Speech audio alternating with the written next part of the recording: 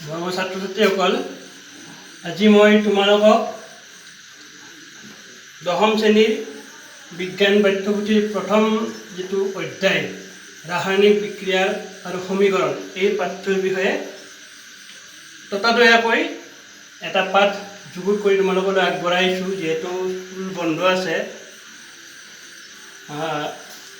তোমালোকে মন কৰিবা যে এই ৰাসায়নিক বিক্ৰিয়া আৰু সমীকৰণ এই পাঠটো হ'ল ৰসায়ন বিজ্ঞানৰ অ আ ক খ।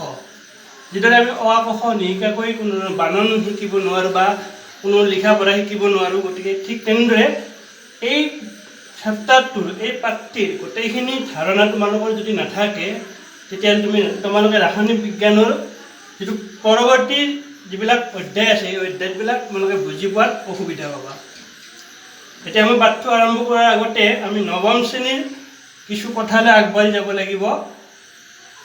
তোমালোকে এটা কথা মন কৰিবা যে তোমালোকৰ ইয়াত যিখিনি কুৱেশ্যন বা জানিবলগীয়া কথা আছে, এই কথাখিনি মই হোৱাটছএপত তোমালোকক নোটছ আকাৰে দি দিম। কথাখিনি মাত্ৰ মই বুজাই দিছোঁ ইয়াত ভিডিঅ'টোৰ জৰিয়তে। এতিয়া কথা হ'ল আমি কেইটামান কথা জানিব লাগিব যে নৱম শ্ৰেণীত আমি পাই আহিছিলোঁ যে সকলোবোৰ পদাৰ্থ অণু আৰু পৰমাণুৰে গঠিত। আকৌ আমি পাইছোঁ যে পৰমাণু এটা ইলেক্ট্ৰন, প্ৰটন আৰু নিউট্ৰন নামৰ তিনিটা উপপাৰমাণৱিক কণিকাৰে গঠিত। ইয়াৰ ভিতৰত ইলেক্ট্ৰন হ'ল ঋণাত্মক আধানযুক্ত, প্ৰটন ধনাত্মক আধানযুক্ত আৰু নিউট্ৰন হ'ল আধানবিহীন কণিকা আমি পাই আহিছোঁ। এতিয়া পৰমাণু তাত এই তিনিওটা বস্তু ক'ত থাকে? প্ৰথম কথাটো হ'ল যে পৰমাণু এটাৰ কেন্দ্ৰত সোঁমাজত নিউক্লিয়াছ বা পৰমাণু কেন্দ্ৰ বোলা এটা বস্তু থাকে, যিটো প্ৰটন আৰু নিউট্ৰনেৰে গঠিত। আৰু এই নিউক্লিয়াছটো ধনাত্মক আধানযুক্ত আৰু এই নিউক্লিয়াছটোৰ চাৰিওফালে কিছুমান নিৰ্দিষ্ট কক্ষপথত ইলেক্ট্ৰনবিলাক ঘূৰি থাকে। নিউক্লিয়াছৰ চাৰিওফালে কিছুমান নিৰ্দিষ্ট কক্ষপথত ইলেক্ট্ৰনবোৰ ঘূৰি থাকে। এতিয়া পৰমাণু এটাৰ নিউক্লিয়াছত যিমান সংখ্যক প্ৰটন থাকে সেই সংখ্যাটোক মৌলৰ পৰমাণু ক্ৰমাংক বা পাৰমাণৱিক সংখ্যা বুলি কোৱা হয়। আমি এই কথাটো পাই আহিছোঁ। আৰু লগতে আৰু এটা কথা তোমালোকে পাই আহিছা যে পৰমাণু এটাৰ নিউক্লিয়াছত যিমান সংখ্যক প্ৰটন থাকে, নিউক্লিয়াছৰ চাৰিওফালে নিৰ্দিষ্ট কিছুমান কক্ষপথত সিমান সংখ্যক ইলেক্ট্ৰন ঘূৰি থাকে। অৰ্থাৎ পৰমাণু এটাত প্ৰটন আৰু ইলেক্ট্ৰনৰ সংখ্যা সমান, নিউট্ৰনৰ সংখ্যা ভিন ভিন হয়। এতিয়া পৰমাণু এটাৰ চাপোজ ধৰি লৈছোঁ আমি যে অক্সিজেনৰ পৰমাণু ক্ৰমাংক 8 নম্বৰ মৌলটো হ'ল অক্সিজেন, ইয়াৰ চিহ্ন হ'ল অ আৰু ইয়াৰ ইলেক্ট্ৰনীয় বিন্যাস হ'ল 2,6। এইটো নিউক্লিয়াছত 6টা প্ৰটন আছে আৰু ইয়াৰ প্ৰথম কক্ষপথত 2টা ইলেক্ট্ৰন আছে আৰু নেক্সট তাৰ পিছৰ কক্ষপথত 2টা হ'লে 6টা থাকিব। 6 2 8, এই 2টা আৰু 6টা 8টা, এইটো 8টা প্ৰটন আৰু এই 2টা আৰু 6টা এইকেইটা হ'ল ইলেক্ট্ৰন। গতিকে দ্বিতীয় কক্ষপথত 6টা ইলেক্ট্ৰন থাকিব কাৰ? অক্সিজেনৰ। গতিকে এনেকৈ তোমালোকে এইখিনি কথা ক্লাছ 9ত পাই আহিছা। এতিয়া এই কথাখিনি মই পুনৰ আলোচনা কৰি দিলোঁ আৰু ইয়াৰ লগে লগে তোমালোকে আৰু কিছুমান কথা জানিব লাগিব। প্ৰথম 20টা মৌল তোমালোকক মই ইতিমধ্যে লিখি দিছোঁ, হোৱাটছএপত দি আছোঁ। নোটখিনি মই ইয়াৰ লগে লগে ভিডিঅ'টোৰ লগে লগে দি আছোঁ।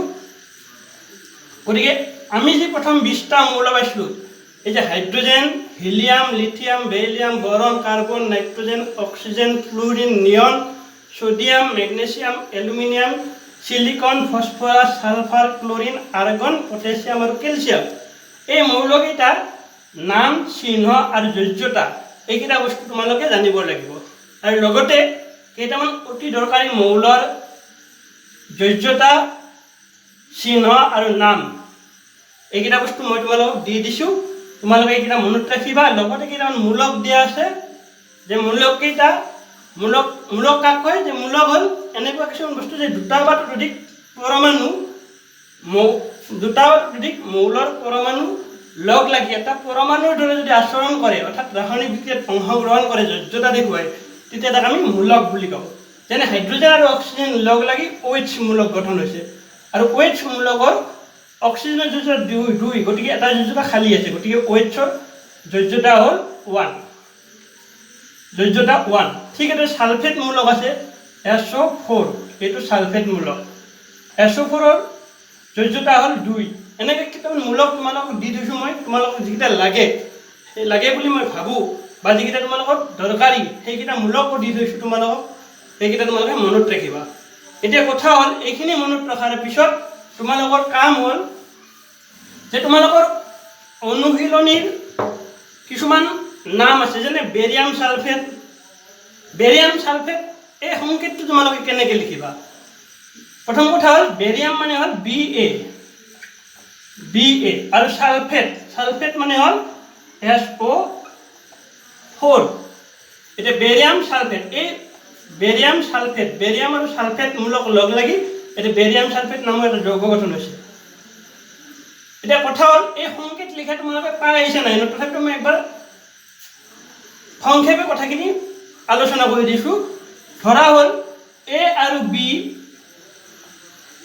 আৰু B দুটা কি যে মৌল বা মৌলৰ পৰমাণু বা মূলক গতিকে A আৰু B আমি কি জানিব লাগিব যোজ্যতা জানিব লাগিব ধৰি লৈছোঁ যে A ৰ যোজ্যতা X আৰু B ৰ যোজ্যতা Y এতিয়া A আৰু B লগ লাগি যদি এটা যৌগ গঠন হয় তেন্তে সেই যৌগটোৰ সংকেত কি হ'ব সংকেতটো হ'ব AB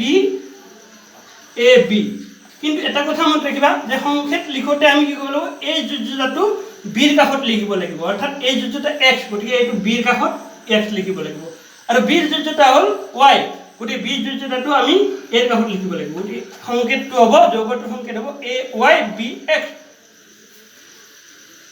আৰু এটা কথা মনত ৰাখিবা যে যদি X আৰু Y ৰ মান 1 হয় 1 হ'লে তাক আমি সংকেত লিখোঁতে তাক লিখিব নালাগে আৰু এটা কথা মনত ৰাখিবা যে X আৰু Y ৰ মান যদি একে হয় তেতিয়াহ'লেও তাক লিখিব নালাগে উদাহৰণস্বৰূপে চাবা যে সোডিয়াম আৰু ক্লোৰিন লগ লাগি সোডিয়াম ক্লোৰাইড এই দুটা বস্তু গঠন হৈছে সোডিয়াম আৰু ক্লোৰিন লগ লাগি সোডিয়াম ক্লোৰাইড গঠন হৈছে গতিকে সোডিয়াম আৰু ক্লোৰিন লগ লাগি কি হৈছে সোডিয়াম ক্লোৰাইড গতিকে সোডিয়াম ক্লোৰাইড ইয়াত সোডিয়ামৰ যোজ্যতা 1 আৰু ক্লোৰিনৰ যোজ্যতা 1 গতিকে সোডিয়াম Na1Cl1 লিখাৰ প্ৰয়োজন নাই NaCl গতিকে NaCl লিখিলে হৈ যাব এইটো শুদ্ধ তাৰপিছত আৰু একে হ'লে লিখিব নালাগে চাবা যে মেগনেছিয়াম আৰু অক্সিজেন এই দুটা লগ লাগি কি হ'ব মেগনেছিয়াম অক্সাইড গতিকে মেগনেছিয়াম অক্সাইডৰ সংকেত যেতিয়া লিখিম আমি তেতিয়া কি হ'ব যে MgO2 নহয় গতিকে সংকেত লিখাখিনি তোমালোকে ডাইৰেক্ট পাই আহিছা মই একবাৰ জাষ্ট আলোচনা কৰি দিলোঁ এতিয়া কথাখিনি এইখিনি জনাৰ পিছত আমি পাঠটোৰ মূল কথালৈ আহিম আমাৰ পাঠটোৰ মূল কথা হ'ল যে ৰাসায়নিক বিক্ৰিয়া আৰু সমীকৰণ এতিয়া ৰাসায়নিক বিক্ৰিয়া বুলি ক'লে কি বুজি পাওঁ আমি তাৰ আগতে আমি ৰাসায়নিক পৰিৱৰ্তন কি বুজিব লাগিব ৰাসায়নিক পৰিৱৰ্তন কি যে পদাৰ্থ এটাৰ দুটা ধৰণৰ পৰিৱৰ্তন হয় ভৌতিক পৰিৱৰ্তন আৰু ৰাসায়নিক পৰিৱৰ্তন যে পানী আমি যদি গৰম কৰোঁ তেতিয়াহ'লে ভাপ হ'ব আৰু যদি ফ্ৰিজত ভৰাই থওঁ বা ঠাণ্ডা কৰোঁ 0 ডিগ্ৰী চেলচিয়াছলৈ তেতিয়াহ'লে কি হ'ব বৰফ হ'ব এইটোত পানী বৰফতো H2O থাকিব পানীৰ ভাপতো H2O থাকিব আৰু যিটো পানী সেই পানীটো H2O থাকিব গতিকে H2O ইয়াত কোনো ধৰণৰ ৰাসায়নিক গঠনৰ পৰিৱৰ্তন নহয় গতিকে এইটো হ'ল কি এটা ভৌতিক পৰিৱৰ্তন আনহাতে ৰাসায়নিক পৰিৱৰ্তন কোনটো যে হাইড্ৰজেন আৰু অক্সিজেন গেছ লগ লাগি পানী উৎপন্ন হয় H2 প্লাছ O2 এই দুটা গেছীয় অৱস্থা যি দুটা গেছ গতিকে এই দুটা লগ লাগি কি হয় H2O H2O এইটো পানী লিকুইড জলীয় পদাৰ্থ গতিকে ইয়াত হাইড্ৰোজেন আৰু অক্সিজেনৰ দৰে ধৰ্ম এই পানীত কিন্তু নাই হাইড্ৰোজেনৰ ধৰ্ম যেটো আমি দেখা পোৱা ধৰ্ম গ্যাস এটা হাইড্ৰোজেনটো অক্সিজেনটো গ্যাস কিন্তু পানীটো কি লিকুইড অৰ্থাৎ জলীয় পদাৰ্থ এই ৰাসায়নিক গঠনৰ পৰিৱৰ্তন হৈছে ইয়াত গতিকে এইটো হ'ল ৰাসায়নিক বিক্ৰিয়া এটা ৰাসায়নিক বিক্রিয়াকে বুঝি পালো এতিয়া আমার কথা হল রাসায়নিক সমীকরণ কি যে কথাটো হল যে রাসায়নিক সমীকরণ হল যে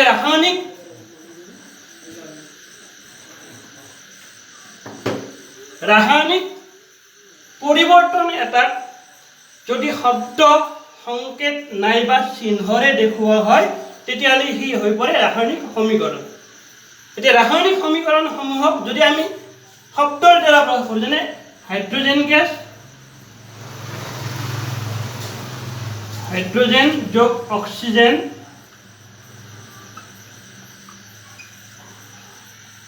लग लगी पानी है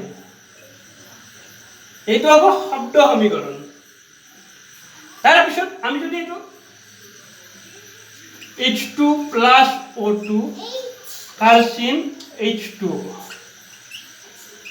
এইটো হল হাইড্ৰোজেন গেছ আৰু অক্সিজেন গেছ লগ লাগি পানী হৈছে এইটো হল কি এটা জকা সমীকৰণ সমীকৰণটো এটা জকা কিন্তু সমীকৰণটো কমপ্লিট হোৱা নাই কমপ্লিট কি হোৱা নাই যে এই সমীকৰণটো চোৱা যে হাইড্ৰোজেন দুটা আছে অক্সিজেন দুটা আছে ইয়াত কিন্তু হাইড্ৰোজেন দুটা আছে অক্সিজেন এটা আছে কৰি আমি এই সমীকৰণটো সন্তুলিত কৰিব লাগিব অৰ্থাৎ বাওফালৰ যেটো ভৰ মুঠ ভৰ আৰু সোঁফালৰ কালচিনডালৰ বাওফালৰ যেটো মুঠ ভৰ আৰু সোঁফালৰ যেটো মুঠ ভৰ একে সমান হ'ব লাগিব কাৰণ আমি নৱম শ্ৰেণীত ৰাসায়নিক সংযোগৰ দুটা বিধি পাইছিলো সেই বিধিটা এটা হল কি যে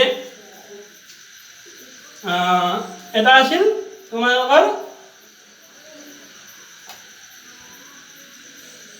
ভৰৰ নিত্যতা বিধি আৰু এটা হল স্থিৰানুপাত বিধি গতিকে ভৰৰ নিত্যতা বিধি ৰাসায়নিক বিক্ৰিয়া এটাই ভৰৰ নিত্যতা বিধি মানি চলে আৰু এই ভৰৰ নিত্যতা বিধি অনুসৰি ৰাসায়নিক বিক্ৰিয়া এটাত বিক্ৰিয়ক যিটোটা বিক্ৰিয়া কৰিছে ইয়াত বিক্ৰিয়ক আৰু এইটো হল বিক্ৰিয়াজাত পদাৰ্থ গতিকে বিক্ৰিয়ক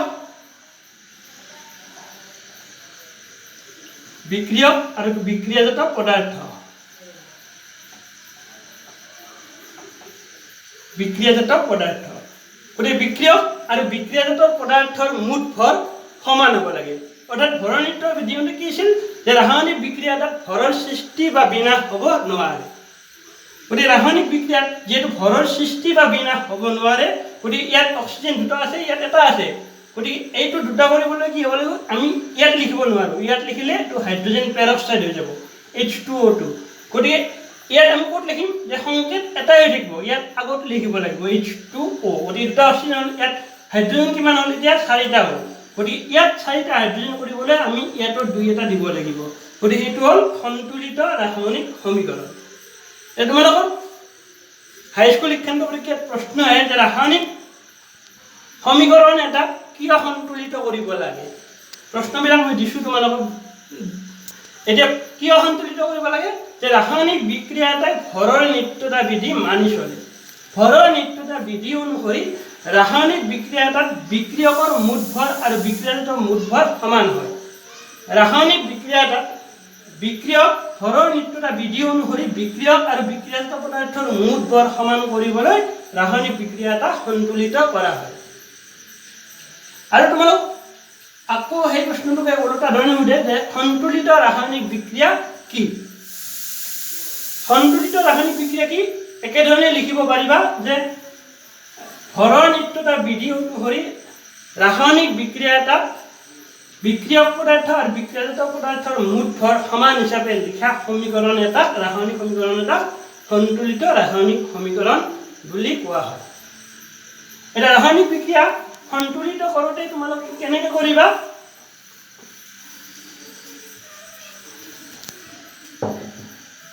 ধৰি লও যে কপাৰ যোগ অক্সিজেন অৰ্থাৎ কপাৰক বায়ুত দাহিত কৰিলে কি হ'ব যে কপাৰ অক্সাইড CuO এতিয়া ইয়াতে কপাৰৰ যোজ্যতা 2 অক্সিজেনৰ যোজ্যতা 2 গতিকে CuO লিখিব লাগিব গতিকে কি হ'ব যে এইটো 2 দিব লাগিব দুটা আছে গতিকে এইটো 2 এটা দিলে সন্তুলিত হৈ গ'ল ঠিক আছে Mg মেগনেছিয়ামৰ ফিটা এডাল তোমালোকে ইয়াত কিতাপত আছে এই মেগনেছিয়ামৰ ফিটা এডাল বায়ুত দহন কৰিলে কি হয় যে মেগনেছিয়ামৰ ফিটা এডাল বায়ুত দাহিত কৰিলে বা বায়ুত দহন কৰা মানে অক্সিজেন যোগোৱা গতিকে মেগনেছিয়ামৰ ফিটা এডাল বায়ুত দাহিত কৰিলে মেগনেছিয়াম অক্সাইডৰ বগা পাউডাৰ পোৱা যায় মেগনেছিয়াম অক্সাইড MgO ইয়াত যোজ্যতা 2 যদিও লিখিব নালাগে কাৰণ 2ৰে যোজ্যতা 2 গতিকে MgO এইটো সংকেত চেঞ্জ নহয় সংকেতটো এনেকৈ থাকিব লাগিব ইয়াত আমি 2 দিব নোৱাৰো অক্সিজেনটো আছে কাৰণে ইয়াত 2 দিব নোৱাৰো কি কৰিব লাগিব এতিয়া যেহেতু এইটো সংকেতটো জকা সমীকৰণটো হৈ গ'ল এতিয়া আমি সন্তুলিত কৰিব লাগিব গতিকে ইয়াত কি আছে দুটা অক্সিজেন আছে গতিকে এই অক্সিজেনটো আমি ইয়াত লিখিব লাগিব আৰু ইয়াত কি হ'ল MgO দুটা হৈ গ'ল অক্সিজেন দুটা হৈ গ'ল গতিকে মেগনেছিয়াম ইফালে দুটা আছে ইফালে এটা আছে গতিকে ইয়াৰ আগত 2 দি দিয়া এনেদৰে তোমালোকে সন্তুলিত কৰিবা সন্তুলন কৰাৰ পাঠ্যত বহুতকেইটা অনুশীলন দিয়া আছে সেইবিলাক চেষ্টা কৰিবা সংকেতবিলাক শুদ্ধকৈ লিখিবলৈ শিকিবা তাৰপিছত তোমালোকৰ এইখিনি জানা এইখিনি যেতিয়া তোমালোকৰ জ্ঞাত হ'বা তেতিয়া কি হ'ব তাৰপিছত তোমালোকে পাঠ্যৰ পৰৱৰ্তী অংশলৈ উভতি যাব পাৰিবা এই পৰৱৰ্তী অংশত কি আছিল যে এটা প্ৰশ্ন আছে তোমালোকৰ প্ৰায় আহি থাকে যে বায়ু দহন কৰাৰ আগতে মেগনেছিয়ামৰ ফিটা এডাল পৰিষ্কাৰ কৰি লোৱা হয় কিয় কাৰণটো আমি যদি ওপৰে ওপৰে চাওঁ তথাপিতো গম পাম যে হয়তো ফিটাডাল ধূলি বালি লাগি থাকিব পাৰে লাগি থাকিলে বিক্ৰিয়াজাত পদাৰ্থটো বেলেগ হ'ব পাৰে বা বিক্ৰিয়াৰ গতিবেগ কমিব পাৰে এইখিনি কথাকে সজাই পৰাই লিখিলে কথাখিনি হৈ যাব গতিকে মেগনেছিয়ামৰ ফিটাডাল বায়ুত দহন কৰাৰ আগতে পৰিষ্কাৰ বালি কাগজেৰে ঘঁহি পৰিষ্কাৰ কৰি লোৱা হয় কিয়নো মেগনেছিয়ামৰ ফিটাডালত লাগি থকা অশুদ্ধিয়ে যাতে বিক্ৰিয়াৰ গতিবেগ হ্ৰাস কৰিব নোৱাৰে গতিবেগত প্ৰভাৱ বিস্তাৰ কৰিব নোৱাৰে আৰু আকাংক্ষিত বিক্ৰিয়াজাত পদাৰ্থ মেগনেছিয়াম অক্সাইডৰ বগা পাউডাৰ পাব পাৰে সেইকাৰণে আমি পৰিষ্কাৰ কৰি ল'ব লাগে তাৰপিছত তোমালোকৰ আকৌ এটা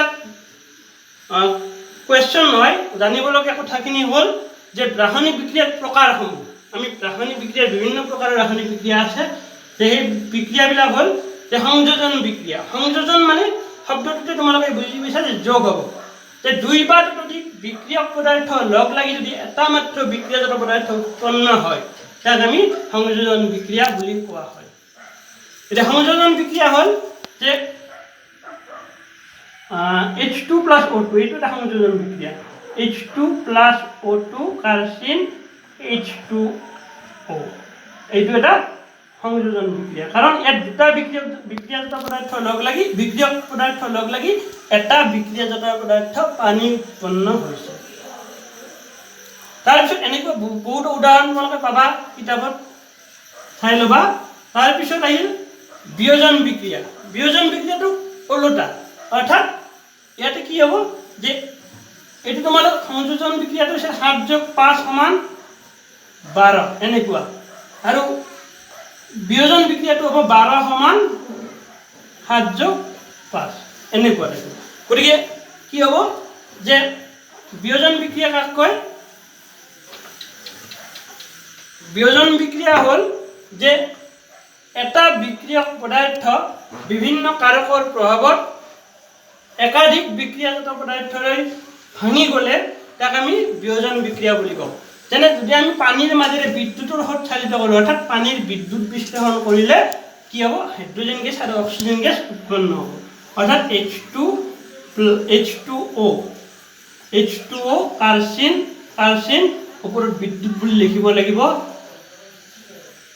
বিদ্যুৎ কি হ'ব H2 + O2 এটা গ্যাস বুঝছে গতিকে H2 এটা 2 এটা দিব লাগিব এইটো হ'ল গতিকে এই বিক্ৰিয়াটো হ'ল বিয়োজন বিক্ৰিয়া সংযোজন বিক্ৰিয়া আৰু বিয়োজন বিক্ৰিয়া এটা প্ৰশ্ন এটা আহে যে সংযোজন বিক্ৰিয়াক কিয় বিয়োজন বিক্ৰিয়াৰ বিপৰীত বুলি কোৱা হয় বা বিয়োজন বিক্ৰিয়াক কিয় সংযোজন বিক্ৰিয়াৰ বিপৰীত বুলি কোৱা হয় এই প্ৰশ্নৰ উত্তৰ লিখোঁতে তোমালোকে লিখিব লাগিব যে দুই বা ততোধিক বিক্ৰিয়ক পদাৰ্থ লগ লাগি এটা বিক্ৰিয়াজাত পদাৰ্থ উৎপন্ন হ'লে তাক আমি সংযোজন বিক্ৰিয়া বুলি কওঁ আনহাতে বিয়োজন বিক্ৰিয়াত কি হয় যে এটা বিক্রিয়ক পদার্থ একাধিক বিক্রিয়াজাত পদার্থলৈ ভাঙি গ'লে তাক আমি বিয়োজন বিক্রিয়া বুলি কওঁ।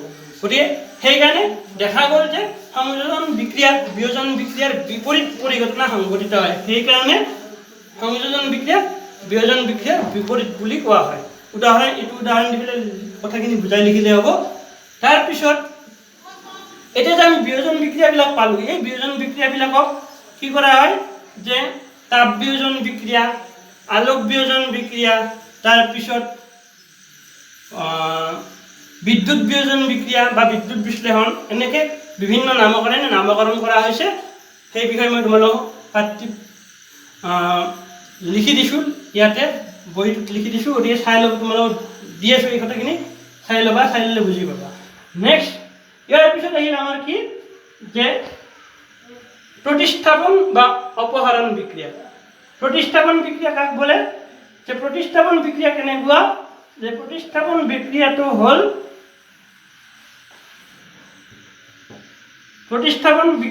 হ'ল যে আমি प्रतिस्थापन বিক্ৰিয়াটো জনাৰ আগতে আমি কেইটামান কি জানিব লাগিব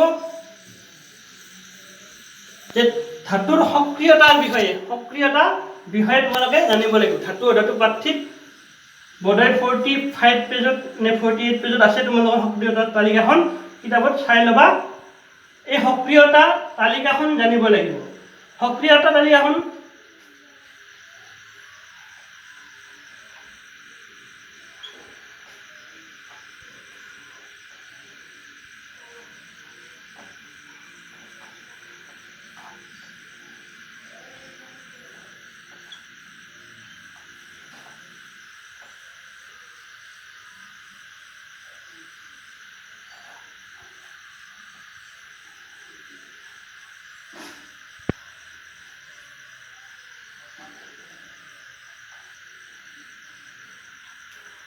sodium, potassium, sodium, calcium, magnesium, aluminium, zinc, iron, lead, copper, mercury, silver और गोल्ड এইকেইটা ক্ৰমে ইফালে কি হ'ব কমি আহিব সক্ৰিয়তাটো।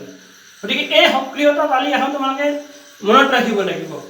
আৰু এই সক্ৰিয়তা তালিকাখনৰ ওপৰত ভিত্তি কৰি তোমালোকে যে এতিয়া প্ৰতিস্থাপন বিক্ৰিয়াৰ বিষয়ে জানিব লাগিব। প্ৰতিস্থাপন বিক্ৰিয়া কাক কয় বা অপহৰণ বিক্ৰিয়া কাক কয়? যে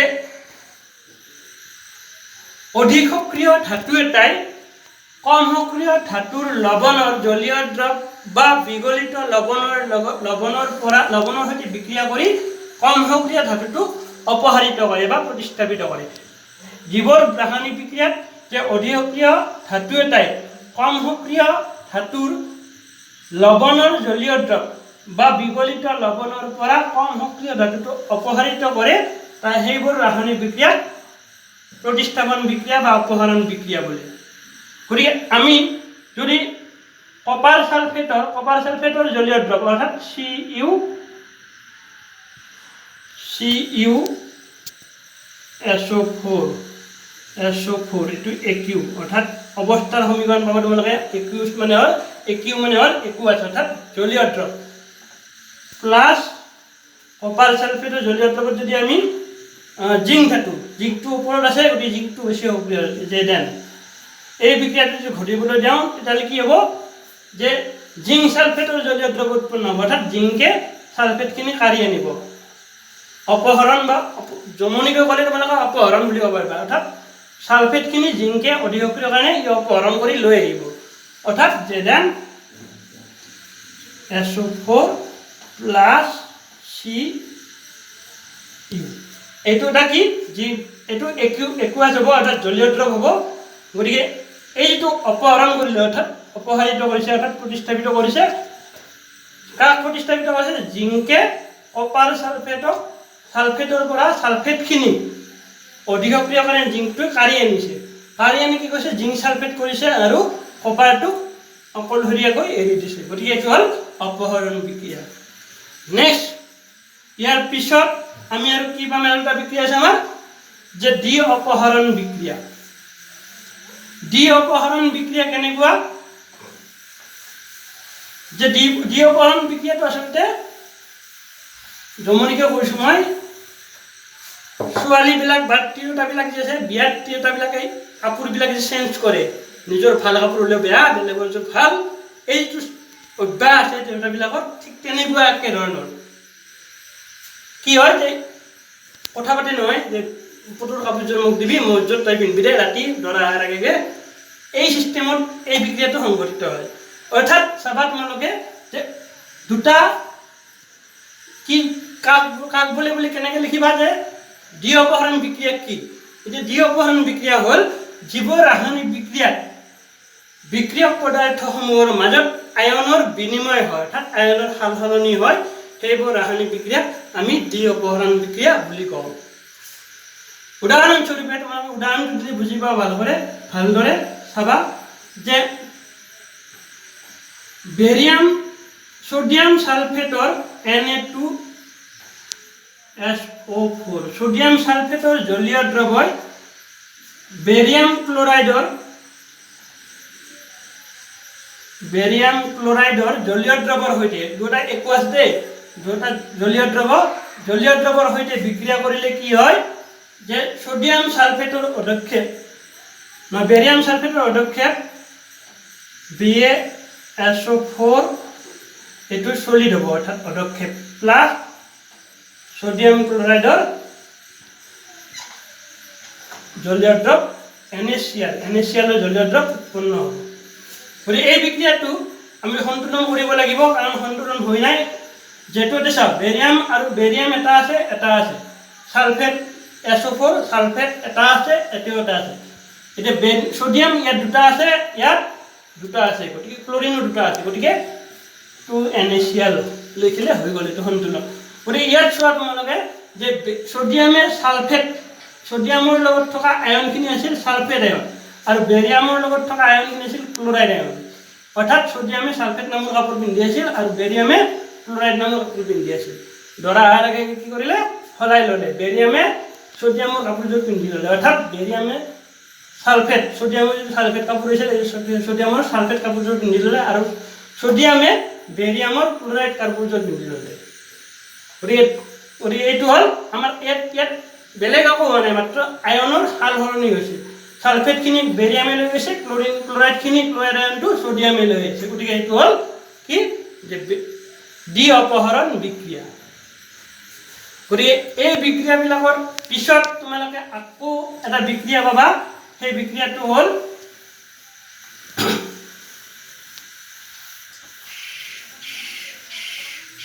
তাপবৰ্জী বিক্রিয়া আর তাপগ্রাহী বিক্রিয়া। তাপবর্জী বিক্রিয়া আর তাপগ্রাহী বিক্রিয়া কি বস্তু? যে তাপবর্জী বিক্রিয়া তাপবর্জী মানে কি তাপ বর্জন করা, তাপ এৰি দিয়া, অৰ্থাৎ জীৱ ৰাসায়নিক বিক্ৰিয়া সংঘটিত হোৱাৰ সময়ত তাপ উৎপন্ন হয় সেইবোৰ ৰাসায়নিক বিক্ৰিয়া তাপবৰ্জী বিক্ৰিয়া বুলি কোৱা হয়। যদি আমি চাওঁ যে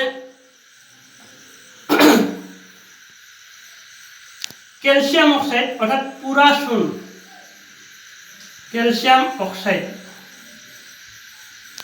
পুৰা চূনক পানীত দ্ৰৱীভূত কৰিলে কি হ'ব?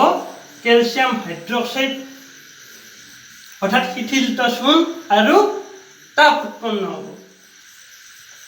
CaOH2 ইয়াত ক্যালসিয়ামৰ যোজ্যতা 2, OH ৰ যোজ্যতা 1, সেইকাৰণে আমি OH2 দিব লাগিব কাৰণ OH টো এটা মূলক, গতিকে ইয়াক ব্ৰেকেট দিব লাগিব, ব্ৰেকেটৰ ভিতৰত বাহিৰত 2 দিছোঁ আৰু হাইড্ৰক্সাইড মূলকৰ যোজ্যতা 1, গতিকে 1 টো ইয়াত লিখা নহয়, গতিকে প্লাছ তাপ, গতিকে এইটো এটা তাপবৰ্জী বিক্রিয়া। ঠিক আছে, আমি চূন যদি পানীত গলো তেতিয়া কি হ'ব? বকা উতালা দেখিছা তোমালোকে, গতিকে সেইটো হ'ব তাপ উৎপন্ন হয়, গৰম হয়, গতিকে সেইটো এটা তাপবৰ্জী বিক্ৰিয়া। আৰু তাপগ্ৰাহী বিক্ৰিয়া কি? যে জীৱন ইয়াৰ পিছত এটা বিক্ৰিয়া আছে তাপগ্ৰাহী বিক্ৰিয়া। তাপগ্ৰাহী বিক্ৰিয়া হ'ল যে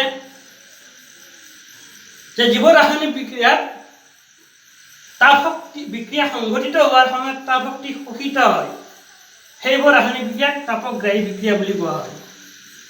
গতিকে আমি কিতাপত থকা আমাৰ যিবিলাক তাপ উত্তপ্ত কৰিলে বা দাহিত কৰিলে এনেকৈ যিবিলাক লিখা আছে সেইবিলাক চব তাপগ্ৰাহী বিক্ৰিয়া হ'ব, কাৰণ তাপ দিয়াৰ পিছতে বিক্ৰিয়াটো সংঘটিত হৈছে। গতিকে এইবিলাক তাপগ্ৰাহী বিক্ৰিয়া।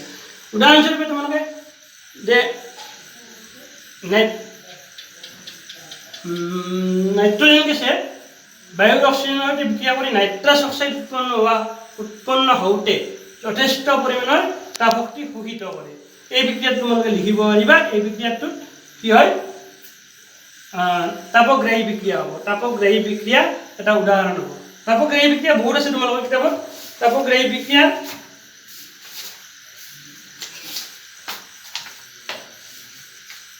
এই যে ফেৰাছ সালফেটক তাপ দিলে ফেৰিক অক্সাইড সালফাইড অক্সাইড আৰু সালফাইড ডাইঅক্সাইডলৈ বিয়োজিত হয়।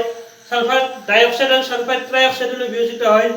তাৰপিছত লেড নাইট্ৰেটক উত্তপ্ত কৰিলে লেড অক্সাইড, নাইট্ৰজেন ডাইঅক্সাইড আৰু অক্সিজেন গেছ উৎপন্ন হয়। এইবিলাক চব তাপগ্ৰাহী বিক্ৰিয়া তোমালোকে লিখিব পাৰিবা।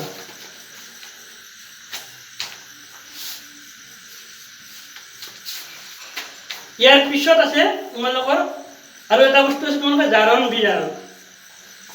এই জাৰণ আৰু বিজাৰণ। জাৰণ কি আৰু বিজাৰণ কি? যে জাৰণ বিক্ৰিয়া বুলি কাক কওঁ আমি? যে জীৱৰ ৰাসায়নিক বিক্ৰিয়াত অক্সিজেন যোগ হয় বা হাইড্ৰজেন অপসাৰিত হয়, সেইবোৰ ৰাসায়নিক বিক্ৰিয়াক জাৰণ বিক্ৰিয়া বুলি কোৱা হয়। যেনে কপাৰক বায়ুত উত্তপ্ত কৰিলে ইয়াৰ ওপৰত কি হয়? যে কলা বৰণৰ কপাৰ অক্সাইডৰ এটা চামনি গঠিত হয়। কপাৰ মানে তাম। তামক যদি আমি কি কৰোঁ? বায়ুত যদি গৰম কৰোঁ, দাহিত কৰোঁ, উত্তপ্ত কৰোঁ, তেতিয়া কি হ'ব? ইয়াৰ ওপৰত এটা কপাৰ অক্সাইডৰ কলা বৰণৰ কপাৰ অক্সাইডৰ এটা চামনি গঠন হ'ব। CuO 2 দিব লাগিব, 2 দিব লাগিব। সন্তুলিত কৰিবই লাগিব। ৰাসায়নিক বিক্ৰিয়া সমীকৰণ লিখোঁতে সদায় সন্তুলন কৰিবই লাগিব আমি। এইটো সন্তুলন নকৰিলে কিন্তু ভুল হ'ব। গতিকে এইটো তোমালোকক প্ৰশ্নটো এনেকৈ দিব পাৰে যে এটা উজ্জ্বল মুগা বৰণৰ মৌল Xক বায়ুত উত্তপ্ত কৰিলে OI নামৰ এটা কলা বৰণৰ যৌগ উৎপন্ন হ'ল। গতিকে X আৰু Y চিনাক্ত কৰি বিক্ৰিয়াটোৰ বাবে সন্তুলিত ৰাসায়নিক সমীকৰণ লিখা। তেতিয়া তোমালোকে এই প্ৰশ্নৰ উত্তৰ লিখোঁতে কিতাপত ডাইৰেক্ট দিয়া নাই, কিন্তু কিতাপটো প্ৰশ্নটো এনেকৈ দিব পাৰে। গতিকে এই প্ৰশ্নটোত এই কথাখিনি জানাৰ লগে লগে তোমালোকে এই প্ৰশ্নটোৰ উত্তৰ কৰিব পাৰিবা। গতিকে সকলোবোৰ কথা আঁতি কৰি জানিব লাগিব, তাৰপিছতহে তোমালোকে প্ৰশ্নবিলাকৰ উত্তৰবিলাক কৰিব পাৰিবা। গতিকে উজ্জ্বল মুগা বৰণৰ এটা যৌগ, এইটো কি? কপাৰ। কপাৰ নাম উজ্জ্বল মুগা বৰণৰ। আমি জানো বায়ুত দাহিত কৰা মানে কি? অক্সিজেন যোগ কৰা। গতিকে কি হ'ব? Copper oxide. কপাৰ অক্সাইডৰ বৰণটো ক'লা আমি পাইছোঁ। গতিকে এনেকৈ প্ৰশ্নবিলাক লিখিব লাগিব। গতিকে এইটো কি হ'ব? যে অক্সিজেন যোগ হৈছে কাৰ লগত? কপাৰৰ লগত। গতিকে এইটো এটা জাৰণ বিক্ৰিয়া, অৰ্থাৎ কপাৰে কপাৰ অক্সাইডলৈ জাৰিত হৈছে। এইটো জাৰণ বিক্ৰিয়া। ঠিক সেইদৰে এতিয়া বিজাৰণ বিক্ৰিয়া কাক কয়? যে যিবোৰ ৰাসায়নিক বিক্ৰিয়াৰ পৰা অক্সিজেন অপসাৰিত হয় বা হাইড্ৰজেন যোগ হয়, সেই ৰাসায়নিক বিক্ৰিয়া আমি কি বুলি কওঁ? বিজাৰণ বিক্ৰিয়া বুলি কওঁ। গতিকে এতিয়া চাবা, এই যে কলা বৰণৰ যিটো কি হৈছিল? Copper oxide. কপাৰ অক্সাইডৰ যিটো চামনি হৈছিল, এই উত্তপ্ত কপাৰ অক্সাইডৰ ওপৰেৰে যদি আমি হাইড্ৰজেন গেছ চালিত কৰি দিওঁ, কপাৰ অক্সাইডৰ ওপৰেৰে CuO গৰম হৈ থাকিব লাগিব। আৰু সেই গৰম হৈ থকা কপাৰ অক্সাইডৰ কলা বৰণৰ কপাৰ অক্সাইডৰ ওপৰেৰে যদি আমি হাইড্ৰজেন গেছ চালিত কৰি দিওঁ, হাইড্ৰজেন গেছ পাৰ হৈ যাব, তেতিয়া কি হ'ব? যে হাইড্ৰজেন গেছে এই অক্সিজেনটো কাঢ়ি আনিব, অৰ্থাৎ কি হ'ব? Cu + H2O। ইয়াত কি হ'ল? যে কপাৰ অক্সাইডৰ পৰা অক্সিজেনটো আঁতৰ হৈ গ'ল। অক্সিজেনটো কি হ'ল? হাইড্ৰজেনে কাঢ়ি লৈ গ'ল বা আঁতৰাই লৈ গ'ল। গতিকে কপাৰ অক্সাইডৰ পৰা অক্সিজেনটো আঁতৰি গৈছে, গতিকে এইটো বিজাৰিত হৈছে। গতিকে এনেদৰে আমি জাৰণ বিজাৰণ বিক্ৰিয়া পালোঁ। জাৰণ বিক্ৰিয়া কি? বিজাৰণ বিক্ৰিয়া পালোঁ। এতিয়া আমাক আৰু এটা বিক্ৰিয়া হ'ব, জাৰণ বিজাৰণ বিক্ৰিয়া বা ৰেডক্স বিক্ৰিয়া কি? এটা উদাহৰণৰ সৈতে বুজাই লিখা এনেদৰে প্ৰশ্ন এটা প্ৰায়ে হাইস্কুল শিক্ষান্ত পৰীক্ষাত দি থাকে। গতিকে এই প্ৰশ্নটো এইটোৱে উত্তৰ হ'ব। এইখিনি কথাই লিখিব লাগিব। যে জাৰণ আৰু বিজাৰণ এই দুয়োটা প্ৰক্ৰিয়া সাধাৰণতে সদায় একেলগে সংঘটিত হয়। গতিকে জীৱ ৰাসায়নিক বিক্ৰিয়াত জাৰণ আৰু বিজাৰণ দুয়োটা প্ৰক্ৰিয়া একেলগে সংঘটিত হয়। সেইবোৰ ৰাসায়নিক বিক্ৰিয়াক আমি কি বুলি কওঁ? জাৰণ বিজাৰণ বা ৰেডক্স বিক্ৰিয়া বুলি কোৱা হয়। উদাহৰণস্বৰূপে কলা বৰণৰ উত্তপ্ত কপাৰ অক্সাইডৰ ওপৰেৰে যদি আমি হাইড্ৰজেন গেছ চালিত কৰোঁ তেন্তে কি হ'ব? মুগা বৰণৰ কপাৰ ধাতু আৰু পানী উৎপন্ন হয়, H2O উৎপন্ন হ'ব। এই বিক্ৰিয়াটোত তোমালোকে চোৱা যে মন কৰিবা যে ইয়াত কপাৰ অক্সাইড কি হৈছে? কপাৰ অক্সাইড কপাৰ ধাতুলৈ কি হৈছে? বিজাৰিত হৈছে, কাৰণ ইয়াৰ পৰা অক্সিজেনটো আঁতৰ গৈছে, গতিকে বিজাৰণ হৈছে। এইটো কি হৈছে? বিজাৰণ। বিজাৰণ প্ৰক্ৰিয়া সংঘটিত হৈছে। আনহাতে তোমালোকে মন কৰা যে হাইড্ৰজেন গেছ কি হৈছে?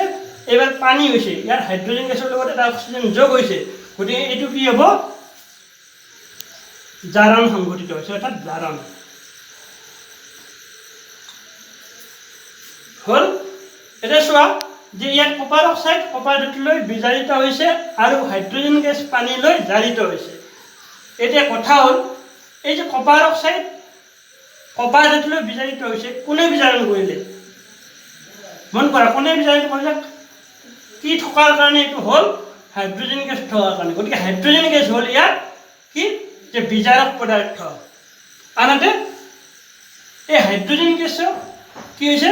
যে কপাৰ অক্সাইডে পানীলৈ জাৰিত কৰিছে, গতিকে কপাৰ অক্সাইডটো হ'ব জাৰক পদাৰ্থ। এইটো জাৰক পদাৰ্থ,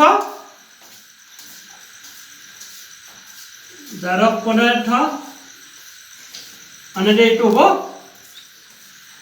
বিজাৰক পদাৰ্থ।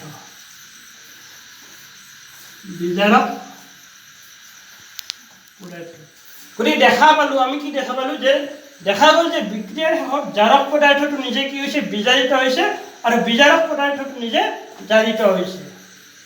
গতিকে এই বিক্ৰিয়াটোক আমি জাৰণ বিজাৰণ বিক্ৰিয়া বুলি কওঁ। আৰু ইয়াৰ লগে লগে আমি লাষ্ট যিটো কুৱেশ্যন আছে, ইয়াত দুটা প্ৰশ্ন আছে, আৰু এই চেপ্টাৰটোত এই পাঠটোত আৰু দুটা প্ৰশ্ন সম্ভাৱ্য প্ৰশ্ন আছে। সেই দুটা হ'ল, এটা হ'ল ক্ষয়ীভৱন, ধাতুৰ ক্ষয়ীভৱন কাক বোলে? ক্ষয়ীভৱন ৰোধ কৰাৰ উপায় দুটা লিখিব দিয়ে। গতিকে ধাতুৰ ক্ষয়ীভৱন কাক বোলে? যে পৰিৱেশৰ বিভিন্ন পাৰিপাৰ্শ্বিকৰ বিভিন্ন কাৰকৰ প্ৰভাৱত ধাতু এটাৰ ভৌতিক বা ৰাসায়নিক গুণাগুণ বিনষ্ট হোৱাকে আমি ধাতুৰ ক্ষয়ীভৱন বুলি কওঁ। গতিকে ধাতুৰ ক্ষয়ীভৱন যেনে লোড মামৰ দৰে, ইয়াত কি হয়?